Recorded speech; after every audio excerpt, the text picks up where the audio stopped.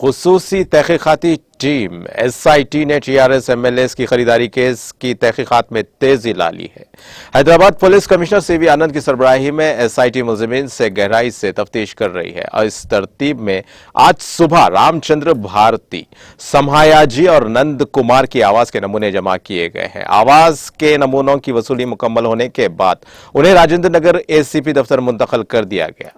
Police MLAs की खरीदारी में उनके किरदार की जांच कर रही है। उन्हें आज सुबह चंचलगुड़ा जेल से सीधा FSL नामपल्ली में मुंतकिल किया गया। वहां तीनों मुल्जिमान की आवाज रिकॉर्ड की गई। अहलकार उनका मुवाजना सस्ते दामों की ऑडियो और वीडियो आवाज से करेंगे।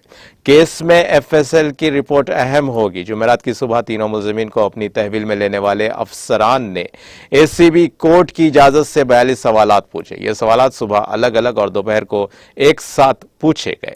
उनमें से हर एक ने 17 सवालात के लिए मुख्तलिफ अंदाज में बात की। वो जुमा को होने वाली इंक्वायरी में इस बात को वाज़ेह करने की कोशिश कर रहे हैं। हिरासत की तकमील के बाद मुल्जिमीन को चंचलगुड़ा जेल मुंतकिल कर दिया गया।